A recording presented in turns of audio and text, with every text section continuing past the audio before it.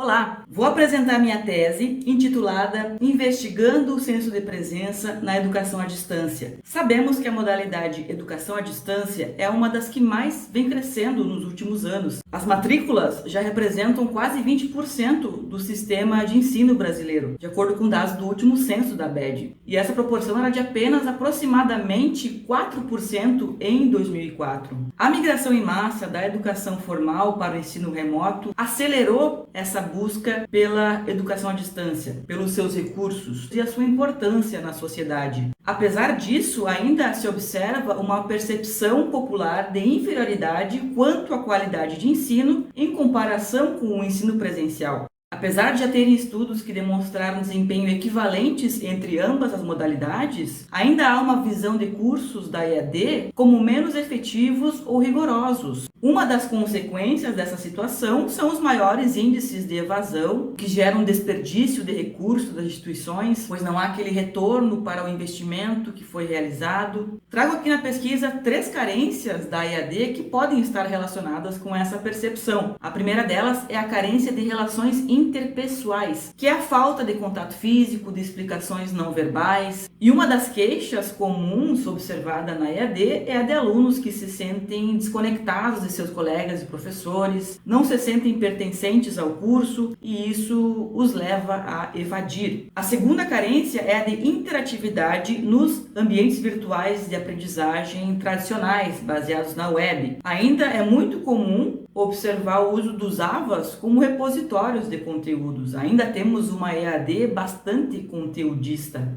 O último censo da ABED demonstrou que os principais recursos utilizados ainda são as teleaulas e os textos, o que demonstra, de certa forma, que a EAD equivocadamente ainda tenta replicar o modelo tradicional de ensino. A terceira carência é a de práticas profissionais, o que prejudica o equilíbrio teórico-prático, que é muito importante para a formação, e isso leva a EAD a ser questionada como uma modalidade adequada para formar profissionais. A educação no século XX cada vez mais valoriza habilidades e atitudes além do conhecimento. Esses aspectos que são importantes para o processo de ensino-aprendizagem compõem a problemática de pesquisa, pois são aspectos, em termos gerais, negligenciados na EAD, que carecem de atuação. E por que escolhemos o senso de presença como aspecto norteador? Ele é definido como a experiência subjetiva de estar em um lugar, mesmo estando fisicamente em outro. E é um construto importante em termos educacionais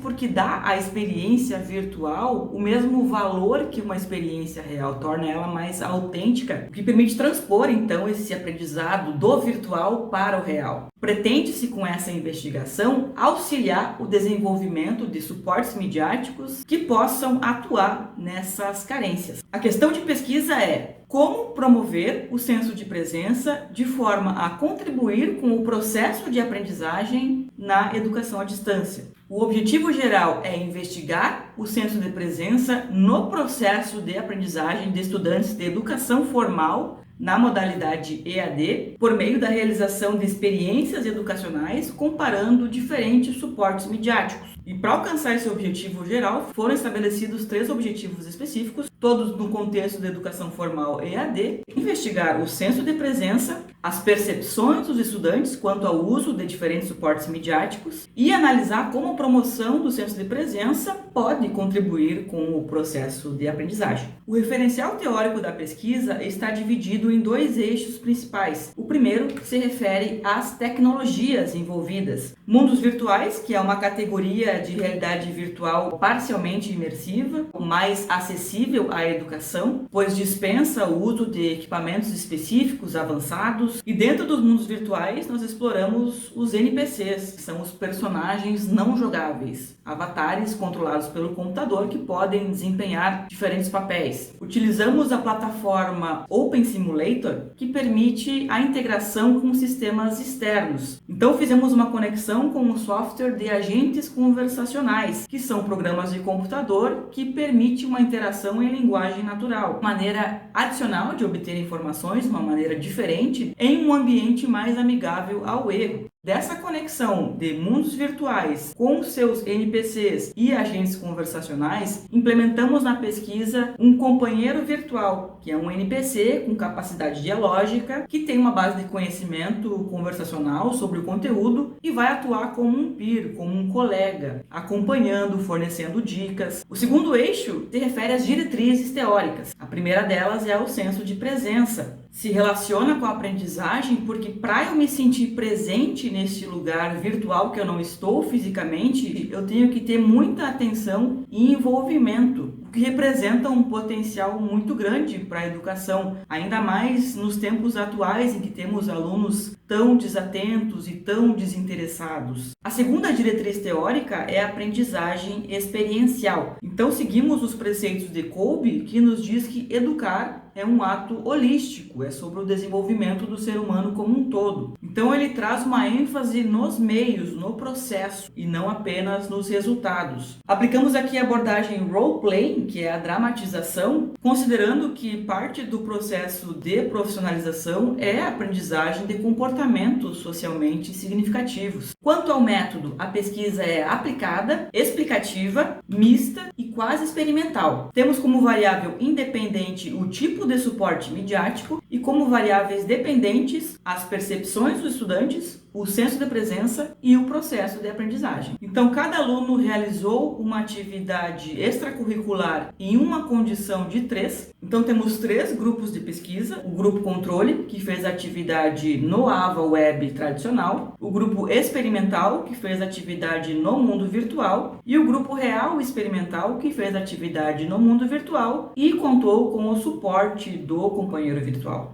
A intervenção didática foi composta por uma atividade, simulação sobre matemática financeira. Escolheu-se esse componente por ser comum a diversos cursos na EAD, além de ser um assunto considerado entediante, difícil, abstrato, o que enseja abordagens mais dinâmicas, motivadoras. E a atividade era composta por 15 questões objetivas dos tópicos de juros e porcentagem. Para participar, o estudante passou por 3 etapas. Primeiro ele respondeu um formulário de inscrição, depois ele realizou essa atividade individualmente em uma dessas 3 condições e, após, respondeu os instrumentos pós-teste. A pesquisa foi dividida em 5 etapas, distribuídas em 2 fases. Na fase A ocorreram as primeiras 3 etapas: a fundamentação, onde foi feito o levantamento bibliográfico, a problematização da pesquisa e uma análise de trabalhos relacionados. Na etapa 2, foi realizada uma apropriação dos recursos tecnológicos e o desenvolvimento do mundo virtual e do agente conversacional, o que resultou no ambiente simulação sobre matemática financeira e o companheiro virtual. Na etapa 3 foram conduzidos 3 estudos preliminares: o estudo preparatório, o estudo exploratório e o estudo piloto. Foi feita então uma análise de resultados parciais, o que permitiu a realização de adequações para a fase B. Nesta fase, na etapa 4, foi feita a condução de mais 3 estudos finais e na etapa 5 foi feita a discussão dos resultados. Primeiro com uma consolidação de dados de ambas as fases, depois um confronto com dados da etapa 1, o que culminou com a elaboração de diretrizes para a promoção do senso de presença na EAD.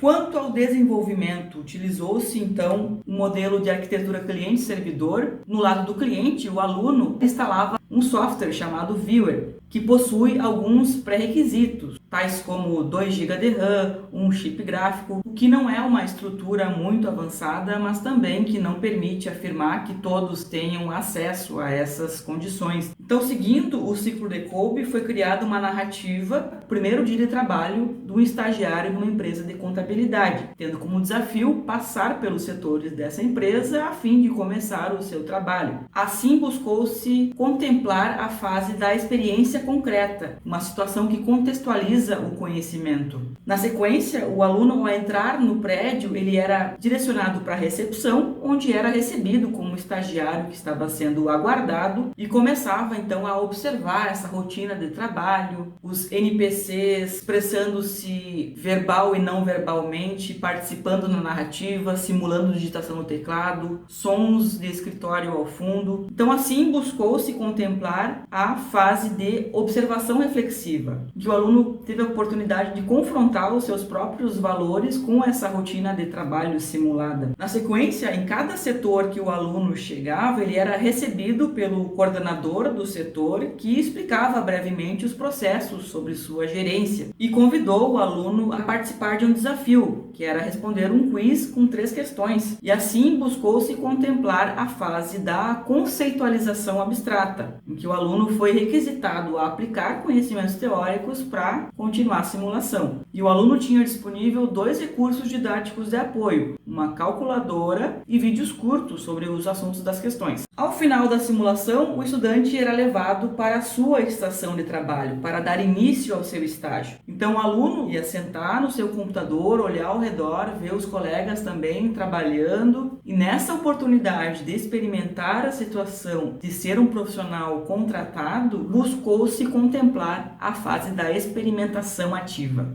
O companheiro virtual, então, para essa condição do grupo real experimental, ele chegava junto com o estudante neste mundo virtual e se apresentava como um colega, também na mesma função, iniciando um estágio, e expressava sua capacidade de dialogar por meio do chat sobre os conteúdos e ia acompanhando o aluno em toda essa interação. Então ele tinha um suporte afetivo, verbal e não verbal, dividido em 2 eixos. Congratulações, quando o aluno acertava uma questão, ele manifestava satisfação, expressões admirativas e elogiava, e apoio, quando o aluno errava uma questão, ele manifestava empatia, manifestava frustração também e indicava o uso dos recursos didáticos de apoio. Então foram conduzidos 6 estudos com a participação de um total de 132 estudantes da educação formal EAD. Os resultados da pesquisa permitiram a organização de 8 eixos de discussão. Problemas de inclusão digital, que é a carência de recursos computacionais por parte do público-alvo, o que é um reflexo da exclusão social e digital. Outros estudos recentes também identificaram que a maioria dos alunos teve dificuldades relacionadas à infraestrutura. É um dos motivos pelos quais ainda não há um uso em massa da realidade virtual, pois ela, de certa forma, requer uma infraestrutura que não está ao alcance de todos. Dificuldades no uso de novas tecnologias. Diversas queixas dos alunos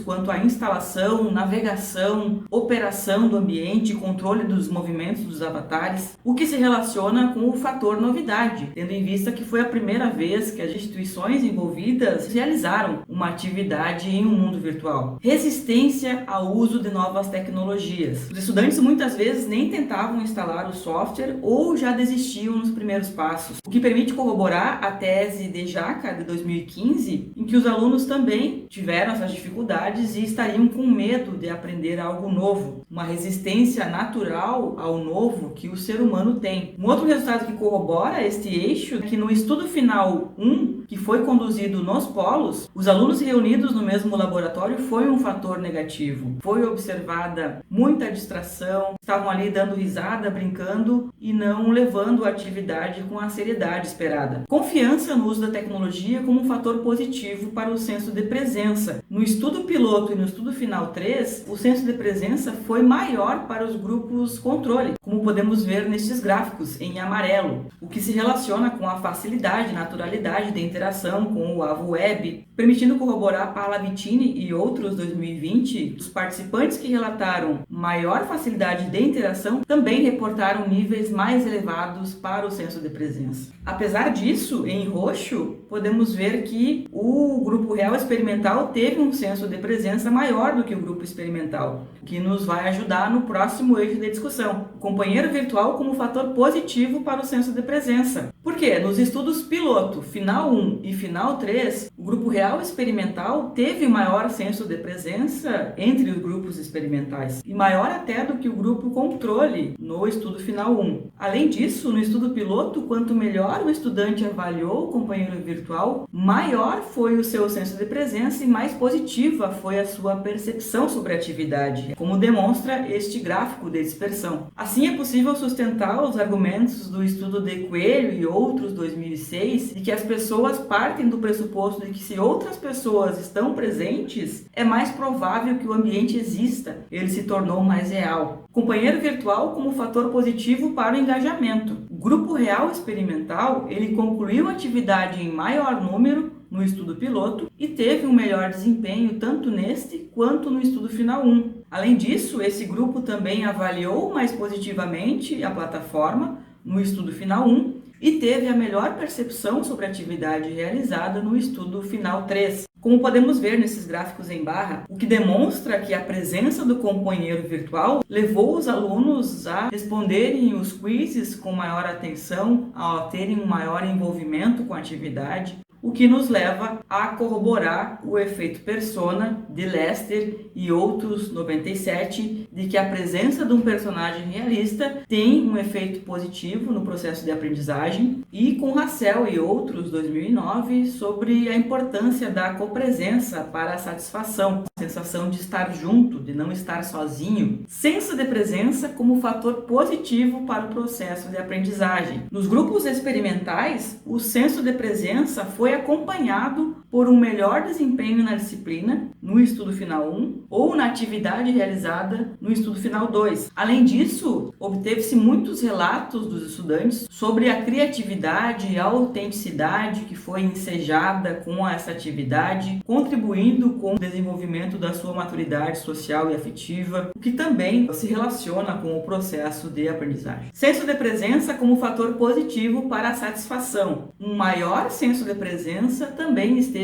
acompanhado de uma melhor avaliação da atividade no mundo virtual, isso tanto nos estudos final 1 e 3, ou uma melhor percepção para a plataforma utilizada no caso do estudo final 2, e vice-versa, como demonstram estes gráficos de dispersão. Assim, é possível corroborar o estudo de Bulu, 2012, em que o senso de presença foi um preditor para a satisfação dos estudantes, e o trabalho de Makowski e outros, 2017, que identificou o senso de presença positivamente correlacionado à experiência emocional. Com base nesses resultados, foi elaborado um capítulo com diretrizes para a promoção do senso de presença na EAD, considerando tanto aspectos sociocognitivos como tecnológico-operacionais e didático-pedagógicos. Cada diretriz se relaciona diretamente com um ou mais eixos de discussão. Acesso universal, que é verificar e, na medida do possível, fornecer as condições tecnológicas necessárias para que os alunos possam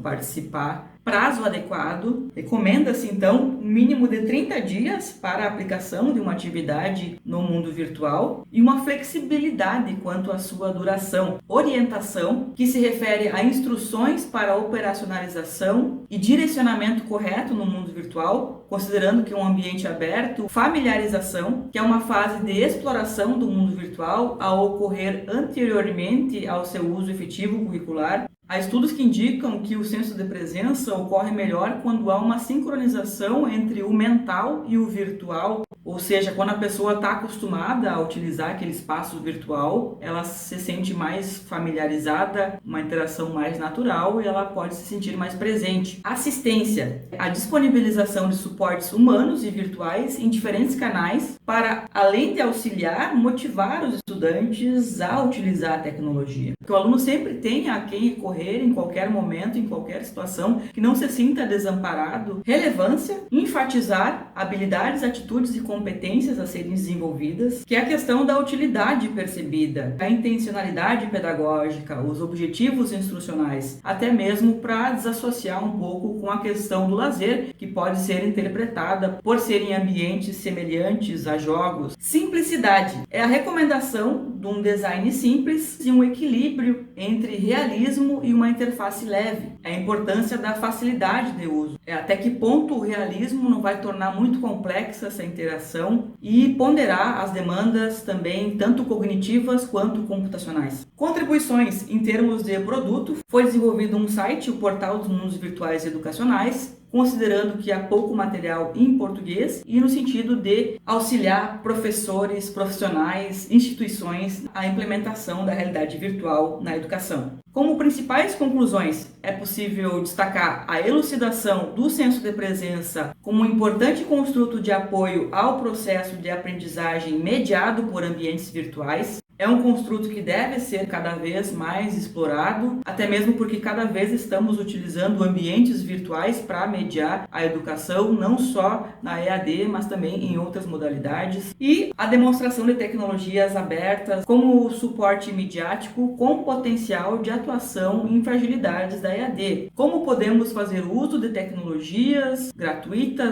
para atuar nessas carências e cada vez mais melhorar a qualidade e a percepção da qualidade da educação à distância. Essa foi minha tese. Qualquer dúvida, estou à disposição e agradeço a atenção.